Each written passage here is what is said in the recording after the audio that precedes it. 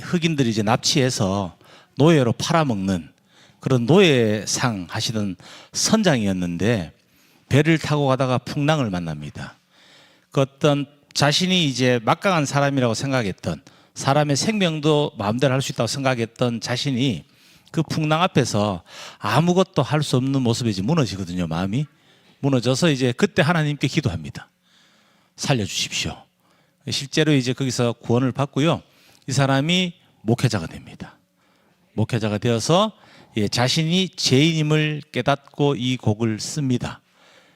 정말 제가 얼마나 많이 울었는 곡인지 모릅니다. 그냥 이 죽을 때까지 평생을 아마 이게 저의 인생 찬송이 될 것 같은 그런 곡입니다.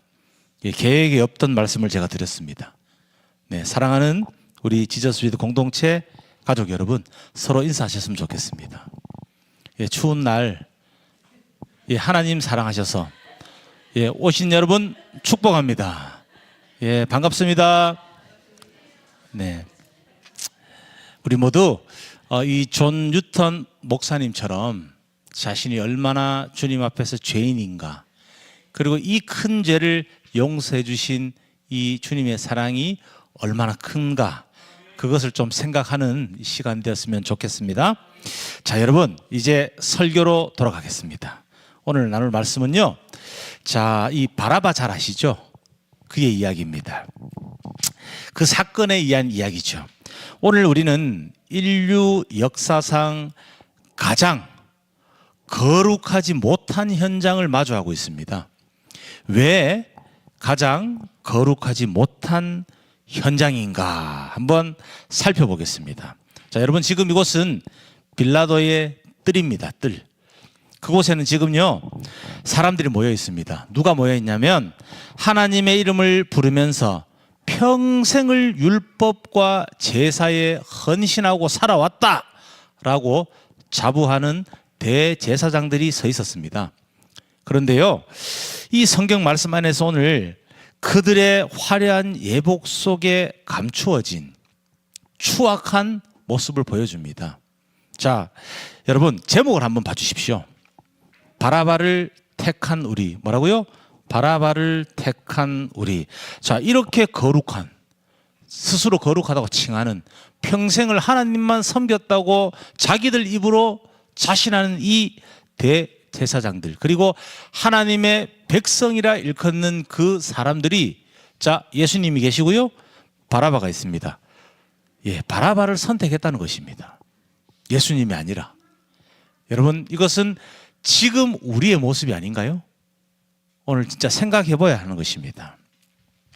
자, 이 추악한 동기를요, 자, 이들이 바라바를 선택한 이 정말 추악한 동기를 성경은 오늘 한 단어로 딱 정리해 줍니다. 여러분, 이것이 핵심 단어입니다. 오늘 무엇입니까?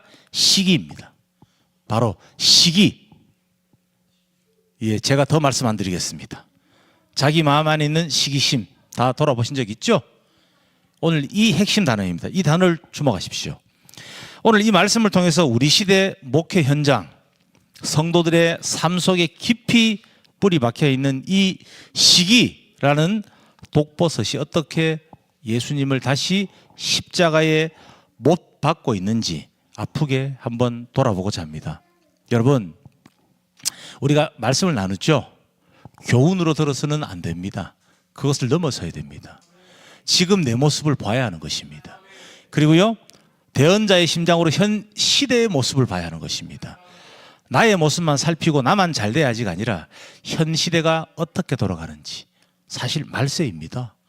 성경적인 징조로만 살펴보면요, 이 타락한 어떤 이 시대상의 모습들을 보면 소돔 고모라 못지 않습니다. 심지어 지금은 동성애를 합법화하고자 노력하는 세대이고요, 목회자들이요, 목회자의 역할을 하지 못하는 시대입니다. 예수님이 말씀하셨죠? 마지막 때가 되면 많은 사람들이 나의 이름으로 미혹한다. 자신의 이익을 챙긴다는 것이죠. 사람들 영혼을 미혹하는 것이죠. 여러분, 누군가에게 사기를 쳐서 돈을 좀 뺏드는 것도 죄지요. 그러나 여러분, 정말 용서받지 못하는 죄가 있습니다. 성령을 모독하면 안 됩니다. 영혼을 미혹하면 안 되는 것입니다. 내가 필요해서요, 돈을 좀 뺏을 수 있고 사람을 때릴 수도 있어요. 그러한 범죄는 이 세상에서도 감옥 가서 일정의 형기를 치르면 용서를 받습니다. 그러나 여러분, 하나님을 대적하고요, 정말 그 사람의 영혼을 미혹하여서 불신앙의 길로 빠뜨리고 실족을 시키는 그 행위는 용서받을 수 없는 것입니다. 오늘 여러분 이 엄중한 경고를 들으셔야 합니다. 오늘 본문을 나누고 함께 말씀 이어가겠습니다. 우리 교독하겠습니다. 한 절씩. 마가복음 15장 6절에서 15절 말씀입니다. 자, 제가 먼저 읽겠습니다. 그런데 빌라도는 명절 때마다 사람들이 요구하는 죄수 하나를 놓아주곤 하였다. 그런데 복동 때 살인을 한 복도들과 함께 바라바라고 하는 사람이 갇혀 있었다. 그래서 무리가 올라가서 자기들에게 해주던 관례대로 해달라고 빌라도에게 청하였다. 빌라도가 말하였다. 여러분은 내가 그 유대인의 왕을 여러분에게 놓아주기를 바라는 거요. 그는 대제사장들이 예수를 시기하여 넘겨주었음을 알았던 것이다. 그러나 대제사장들은 우리를 선동하여 차라리 바라바를 놓아달라고 청하게 하였다. 빌라도는 다시 그들에게 말하였다.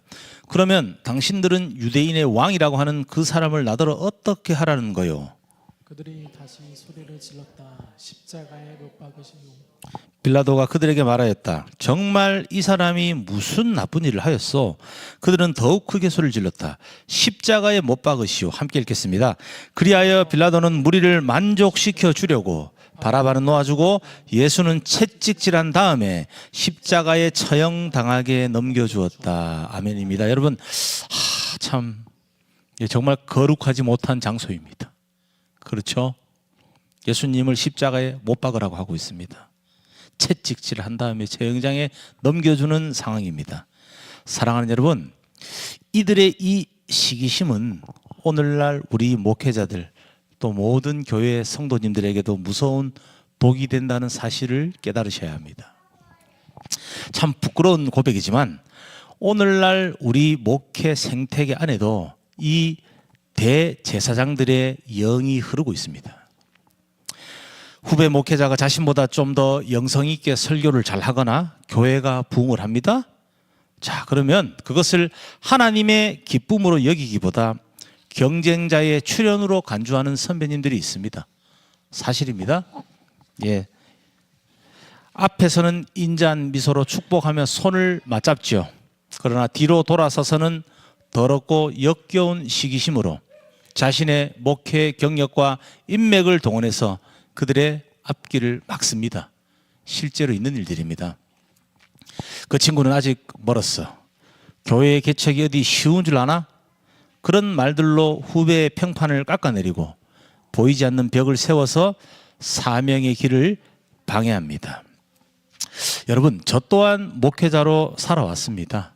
그러나 지금 짧죠? 길게 살아오지 않았죠? 그렇지만 2번씩이나 이런 가슴 아픈 경험을 실제로 하였습니다.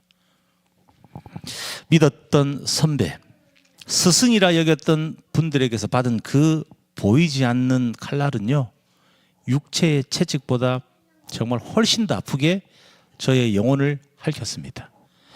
여러분, 지금 이렇게 쉽게 말하는데요, 제 심정이 정말 어땠을 것 같습니까? 그분들 진짜 좋아했거든요.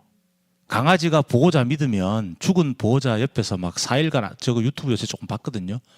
사람보다 낫더라고요. 그 주인을 잊지 못하더라고요. 그 자기 멘토죠, 그죠? 모든 것이라더라고요. 오히려 강아지는 엄마랑 안 친하대요. 엄마를 경쟁자로 여기고 독립되면 그냥 떠나버린답니다. 부모에 대한 정이 없답니다. 근데 사람에 대한 그 정은 보호자로 믿고 멘토로 믿기 때문에 자기 전부랍니다. 그러니까 믿었던 어떤 스승이나 멘토에게 배신당하는 그 심정은요, 예, 좀 친한 친구한테 배신당하는 거랑 다르죠. 솔직히 여기서 지금 저를 믿고 함께하고 있는 우리 동생들이 있잖아요. 만약에 이 친구들이 저한테 그런 걸 경험하면 어떨 것 같아요? 그냥 부모한테 좀 혼나고 누구 사랑하는 뭐 친구한테 좀 배신당한 거랑 비교 안 될 겁니다, 아마. 제 심정이 어느 정도였냐면요, 사실은 믿음과 신앙생활을 포기해야 할까, 이 사명의 길을 정말 하기 싫다는 생각이 들 정도, 예, 더러워서 교회 못하겠다 할 생각이 들 정도로 사실은 큰 낙심이 되었습니다.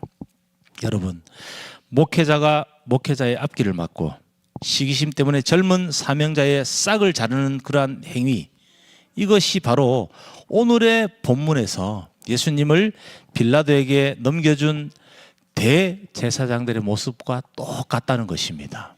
여러분, 인간은요 변하지 않습니다.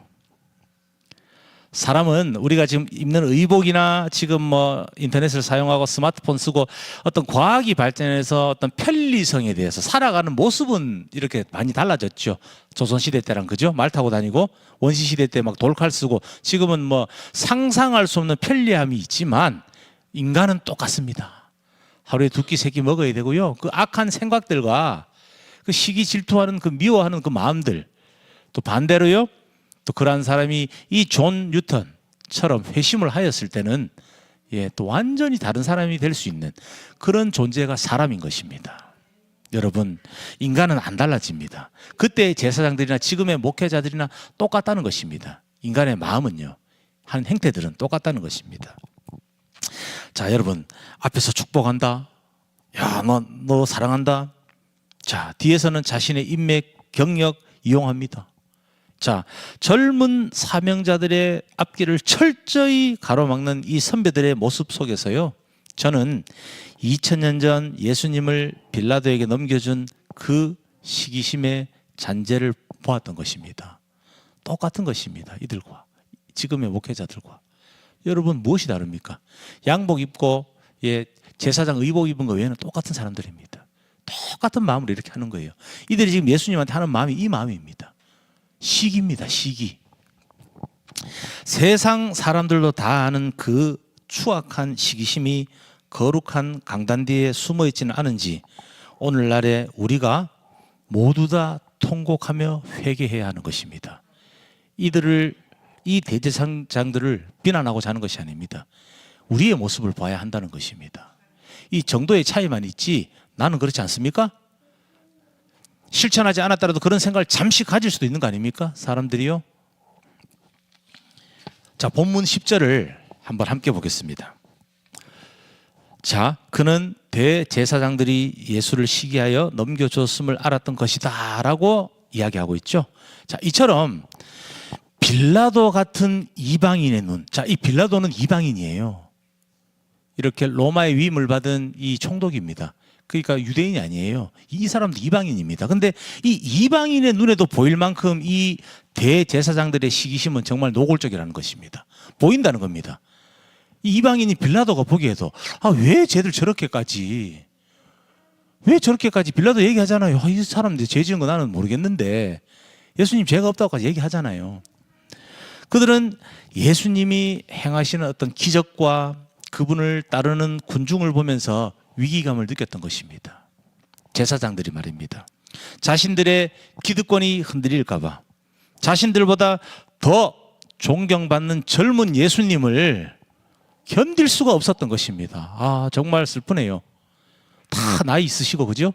대제사장쯤 되면 교회에서 직급으로 치면 다 장로님들 이상 되는 분들인데, 율법을 달달달달달, 성경을 그냥 달달달 외우시는 분들이고 존경을 받는 분들인데, 종교적 지도자이며 영적인 지도자이며 또한 율법까지 다스리는, 정치까지 하시는 분들인데 이 젊은 예수님이라는 한 분을 이렇게 못 보는 겁니다.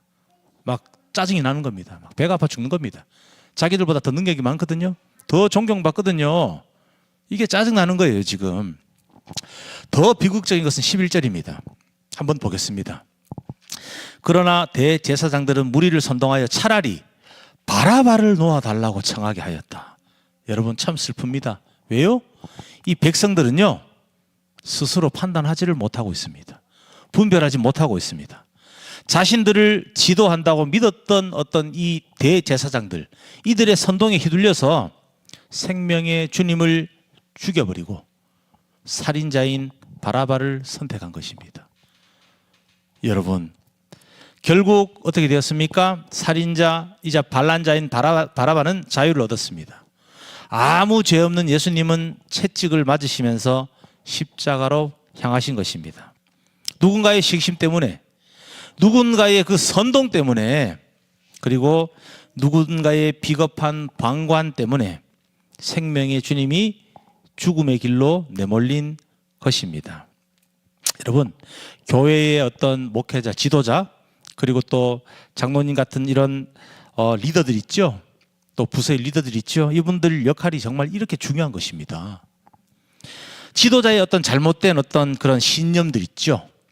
그리고 탐욕으로 인한 성경적이지 못한 그런 목회관들, 교회관들, 그러한 시기심들은요, 사실 이 약물이 전체를 이렇게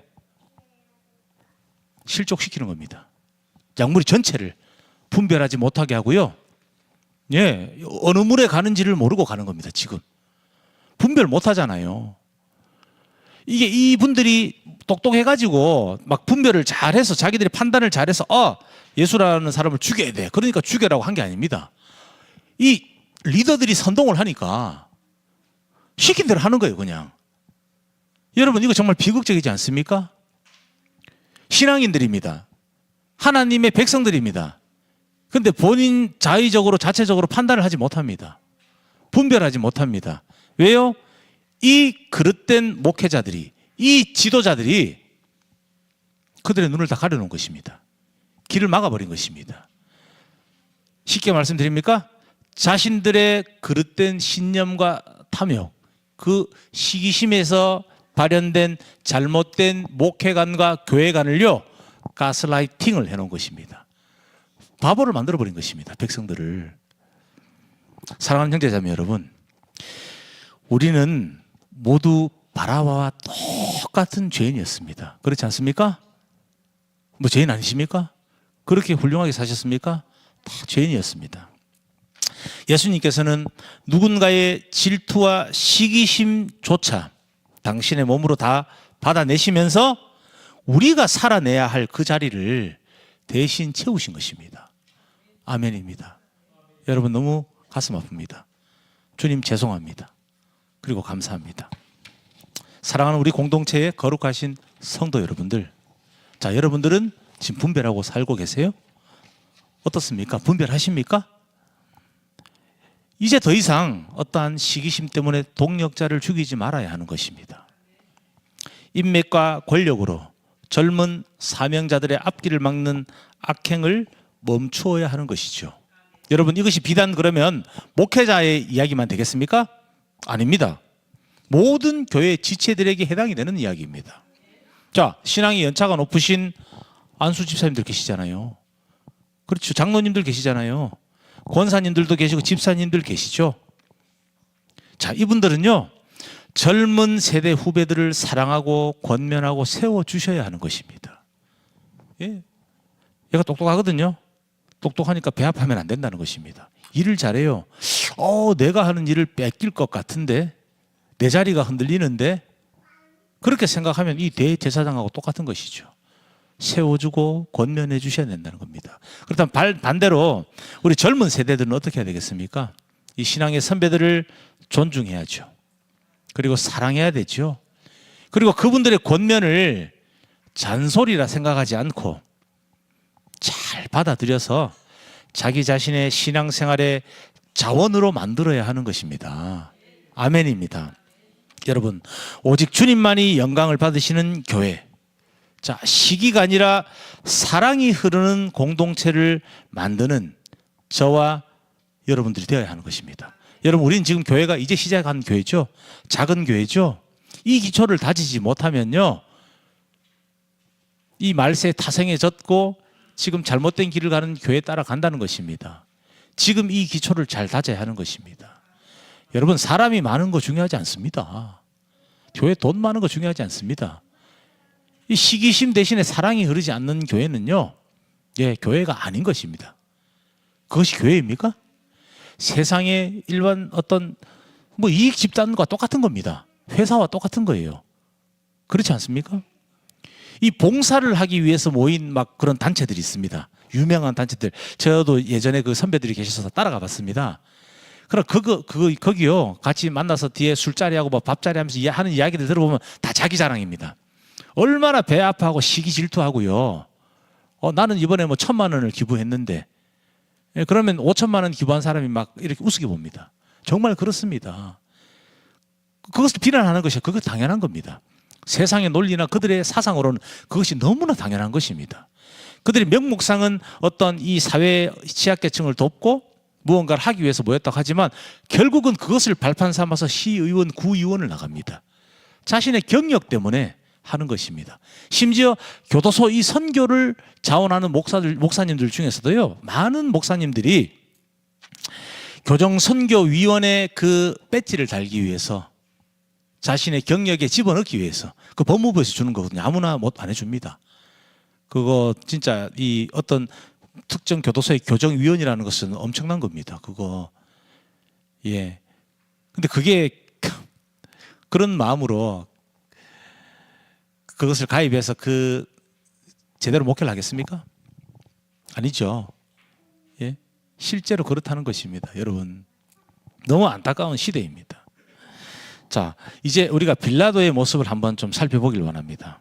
자, 이 빌라도는 이방인이었잖아요. 근데 이 사람은 예수님의 무죄를 알고 있었습니다. 대제사장들의 시기심도 꿰뚫어 보고 있었습니다. 자, 빌라도 근데 어떻게 했습니까? 이 사람은 근데 무리의 눈치를 보느라고 예수님을 채찍질해서 넘겨줍니다. 자, 한마디로 말하면요, 바른 길을 압니다. 이 사람은 알고도 자신의 기득권을 지키기 위해서 눈을 감는 비겁한 판결을 내린 것입니다. 이 빌라도가 결정권자였거든요. 이 당시 때 이 종교 지도자들이 식민지였잖아요. 이 사형을 집행할 권한이 없어요. 사형을 집행하지 못합니다. 법률적으로. 이 총독이 허가를 맡아야 돼요. 사람을 죽이기 위해서. 그러니까 예수님 죽이려고 이렇게까지 지금 하고 있는 겁니다. 이렇게까지. 그냥 이렇게 자기들의 율법으로, 종교의 율법으로 좀 처벌하고 이렇게 좀 혼내주고 보내도 되는데 어떻게든 죽이려고 지금 빌라도까지 찾아가서 이렇게 이 사람 좀 죽이게 해달라고. 무섭죠. 이 사람의 이 시기심이, 남녀 간의 사랑을 할 때 이 질투심이 폭발하면요, 경험해 보셨습니까? 예. 그거 뭐 앞에 눈에 아무것도 안 보입니다. 근데 이 시기심은 어떤 남녀 간의 어떤 그 질투심보다 지금 더 무서운 것 같아요. 그냥 죽이려고 하잖아요. 죽이려고 하지 않습니까? 자, 나 또한 보십시오. 저 또한 또 여러분 또한 빌라도처럼 교회 안에서 벌어지는 시기와 어떤 질투, 부당한 압력을 보면서도 내 일이 아니니까, 혹은 괜히 엮이기가 좀 싫으니까 이렇게 침묵하고 있지 않습니까? 만약에 그렇다면 우리 또한 빌라도와 같은 것입니다. 같은 겁니다. 진리가 죽어가는 것을 알면서도 나의 평안을 위해서 나의 입을 닫는 그 순간 우리는 다시 한번 예수님을 십자가에 내어주는 것과 똑같은 것입니다. 사랑하는 예수님과 함께하는 교회의 성도 여러분, 자, 바라바의 자리는 본래 우리가 있어야 할 자리였던 것입니다.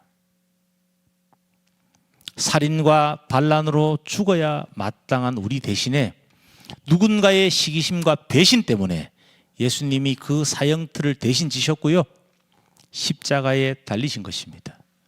아멘입니다. 예수님은 대제사장들의 시기심 어린 비난에도 빌라도의 비겁한 판결에도 대항하지 않으셨습니다. 그분은 시기심에 눈먼 자들을 향해 똑같이 독서를 내뱉는 대신에 묵묵하게 채찍을 맞으셨습니다. 자, 그렇다면 그 침묵은 무엇을 의미하겠습니까? 우리 한번 PPT 한번 보겠습니다. 여러분 함께 읽어보겠습니다. 바로 예수님의 그 침묵은 시기와 질투로 점철된 인간의 죄를 내가 다 안고 죽겠다라는 사랑의 선포였던 것입니다. 뭐라고요? 시기와 질투로 점철된 인간의 죄를 내가 다 안고 죽겠다라는 사랑의 선포인 것입니다. 여러분, 이 사랑의 선포는 위대하다는 말로도 표현이 안 되는 것입니다. 아무나 할 수 없고요, 누구도 할 수 없는 것입니다. 주님만이 할 수 있는 것입니다. 사랑하는 우리 공동체 모든 동역자 여러분, 저와 여러분들 모두는요, 주님의 나라를 함께 세워가는 동역자입니다. 예? 파트너라는 것입니다. 형제고 자매고 지체라는 것입니다. 동역자입니다. 같이 길을 걸어가는 사람입니다. 아멘입니다. 여러분, 이제 우리 안에 있는 이 대제사장의 영을 몰아내야 하는 것입니다. 나보다 나은 후배를 시기하는 마음 있죠? 나의 기득권을 지키기 위해서 누군가의 앞길을 막는 그런 마음들이 있고 그런 악한 생각들이 있다면 지금 이 시간 회개하시기를 바랍니다. 아멘입니다. 예수님께서는 누군가의 시기심 때문에 십자가를 지셨지만 우리는 그 시기심을 버림으로써 예수님의 제자로 살아갈 수가 있는 것입니다.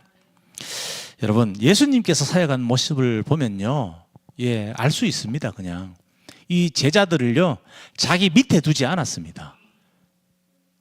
이 제자들이 다 부족하잖아요. 뭐 베드로, 어부 막 다 그런 식입니다. 마태복음 기록한 마태는 우리나라 말로 치면 매국노입니다. 매국노. 그 동족들 고열 짜서 로마에 세금 바치고 거기서 얼마 떼먹고 그런 사람입니다. 일제시대로 또 치면 이완용 같은 사람입니다. 뭐 바울 잘 알죠? 예수님 막 죽이려고 가던 사람이죠. 대적자였죠. 자, 다 아무것도 몰라요. 복음에 대해서 모르고 부족하죠. 예수님이 어떻게 하셨습니까? 기다리시면서 그냥 가르쳐 주십니다. 성장할 때까지 도와주세요. 끊임없이 말로만 또 안 가르치시죠. 행동으로 보여줍니다. 삶으로 어떻게 사람을 사랑하고 돌보가는지 계속 보여주세요. 그리고 기다려줍니다. 자, 성장이 되고요. 준비가 되면 어떻게 합니까? 맡깁니다. 믿고. 밑에 두고 부려먹는 게 아니라 맡깁니다. 자, 그럼 현 시대 교회 한번 보십시오. 목사님들이 부사역자라고 부르죠. 불입니다. 쉽게 말해서. 같이 부서를 맡기고 함께 공동으로 목회를 하는 것이 아니라 자신의 신념, 자신의 목회관이 있으면 시킵니다. 그냥. 여러분, 예수님도 사역 공생의 기간 동안, 그리고 예수님의 제자들, 죽은 사람도 벌떡벌떡 일으키는 사도들도 제자들도 그렇게 목회하지 않았습니다. 부서가 다른 것입니다. 파트가 다르고 협력해서 함께 하나님 나라를 세워가는 사역을 하고요. 즉 직책은 있으나 직급은 없는 것입니다. 예수님의 사역의 어떤 부분에서도 시기 질투가 없습니다. 바울이 죽은 사람 살린다고 내가 하는 걸 자도 하네. 너는 죽여야 되겠다. 너는 이제 매장시켜야 되겠다. 목사로서의 앞길을 막아야 되겠다 했습니까? 예수님 그런 모습 보인 적 없습니다. 여러분, 모든 것의 근원 되시는 주님께서도 자기가 높은 자라고 스스로 칭하고 높이 올라가지 않으셨습니다. 다 친구로 되어 있습니다. 여러분, 친구. 이 친구라는 단어가 어떻습니까? 들으시면 한번 생각해 보십시오. 자신의 동력자들을요 자신의 몸종이나 시킨 대로 하는 직원이 아니라 친구로 되었단 말입니다. 친구로. 우리 교회의 목회 비전은 분명합니다. 몇 사람의 전도사님들과 교회를 꾸려가면요 저희는 다 같은 공동 목회입니다. 담임 있고 리더가 있죠. 리더의 역할을 하면 되는 것입니다. 방송을 책임지고 예배를 책임지는, 찬송을 책임지는 목사님이 있죠. 그것을 책임지면 됩니다. 행정하시는 분은 그 행정 목회를 하면 됩니다. 그렇게 해서 한 교회를 섬기는 겁니다. 그렇지 않으면요 무조건 이것은 계급이 될 수밖에 없습니다. 구조상 그것은 교회의 모습이 아닙니다. 사실은요. 여러분들 어떻게 생각하십니까? 실제로 그렇게 해서 그 부사역자가 인기가 많아지고요 따르는 성도들이 많아지고 설교를 잘하거든요. 내보냅니다. 종말입니다. 내보냅니다. 이 한 30명 떼서 개척해서 나갈 것 같거든요. 내 재산을 빼돌리네? 이 성도들 내 돈이고 내 권력인데? 정말 그 앞길을 막습니다. 정말입니다. 이것을요 저는 2번이지만요 제가 500명의 친구들과 만나면서 이렇게 두고 보고 느꼈던 게 수십 번입니다. 수십 번. 대부분의 유명하신 목사님들이 그렇습니다. 사실입니다. 부끄럽습니다. 정말 후배로서. 혹시나 이 방송 보시고 저를 또 매장하시려고 할 수도 있어요. 기분 나쁘다고. 괜찮습니다. 하나님께서 지키십니다. 이 교회는. 마음대로 하십시오. 목사님들. 기분 나쁘신 분들은 찾아오시면 됩니다. 정말 환멸을 느꼈어요. 그러나 그것을 보고 나서요 마음이 정리가 되었습니다. 한 가지 확실히 알았거든요. 내가 어떻게 해야 되는지, 어떻게 하면 안 되는지, 그것만 알면 됩니다. 많은 교리를 알고요 많은 신학적인 지식을 아는 것보다 하나님의 사람이 해야 될 것과 하지 않아야 될 것만 구분하면 됩니다. 예, 나머지는 하나님께서 알아서 해주시는 것입니다. 사랑하는 여러분, 예수님께서는 누군가의 시기심 때문에, 그렇죠? 십자가를 지신 것입니다. 시기심 때문에요. 예수님이 그 대제사장들의 재산을 뺏었겠어요? 그들의 가족을 죽였겠습니까? 심지어 아무것도 잘못 안 했죠. 재판하는 빌라도 총독이 얘기하죠. 이 사람의 난 죄를 못 찾겠다고. 자, 하나밖에 없습니다. 이 시기 때문에. 시기심 때문입니다. 여러분, 우리는 그 시기심을 오늘 버려야 합니다. 서로의 앞길을 열어주고 후배의 성장을 나의 기쁨으로 삼으며 오직 하나님 나라의 확장만을 목적으로 삼는 진정한 사명자로 살아가시기를 여러분, 오늘 정말 여러분들께 주님의 이름으로 축복합니다.